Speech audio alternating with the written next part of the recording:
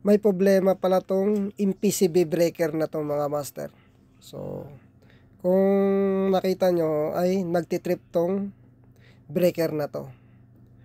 So yung load pala nito ay vacuum pump.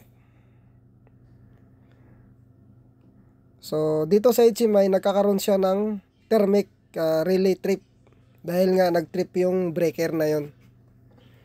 So ito pala yung electrical diagram niya mga master sa 8Q5 na circuit breaker. So ito yung contactor niya, 33K9. So ito yung load niya, itong vacuum pump na to, 4 kilowatts, 9.4 ampere, so 400 volts yung supply namin. So ito pala yung vacuum pump mga master. So sobrang init, so siguradong nag-stack up to. So sira ang bearing nito pag ganito ang sistema. So kaya nag-trip yung breaker na yon dahil nga nag-overload siya. So nag-check ako sa control circuit niya ay walang problema. Kaya dumaritso ako dito sa mismong vacuum pump kasi nandito ang problema talaga sa motor mismo. So nag-stack up yung motor kaya nag-high ampere siya. So ngayon mga master, ang ginagawa ko dito ay binabaklas ko na. So dahil nga may pamalit naman kami nito, so salpakan lang namin to ng bago. So mga master, ito pala yung luma namin na vacuum pump. So ito naman yung bago, so ito yung ipapalit namin. So bagong bago talaga to. So para iwas mahabang downtime, so isasalpak na lang namin to.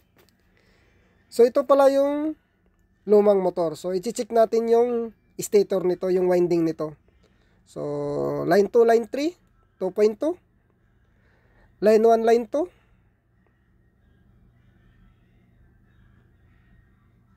So 2.2 din. Tapos line 1, line 3. So balance siya mga master, 2.2. Line 2 ground. So ang gagawin natin dito next ay line 2 ground. So hindi siya grounded yung line 1. So line 2, line 3. So hindi grounded yung motor, so balance, so hindi siya in balance. Kaya goods na goods tong motor na to. So ang problema lang nito, bearing lang nag-stack up mga master. So dito mga master ay naikabit na namin yung vacuum pump namin na bago. So hinihigpitan na lang yung mga bolt. So pag may reserba, mas maganda, mas mabilis ang trabaho. So ngayon mga master ay i-on ko na tong breaker na to. So kanina nagtitrip tong breaker na to. So ngayon subukan nating i-start yung vacuum pump. So ngayon hindi pa naka-energize yung contactor na yan. So kailangan natin i-reset yung HMI. So ngayon mga master ay wala na yung alarm na thermic relay trip. So dito ay umaandar na pala itong vacuum pump na to. So nakakuha tayo dito ng 7.6 ampere. So mababa sa range niya na 9.4 ampere.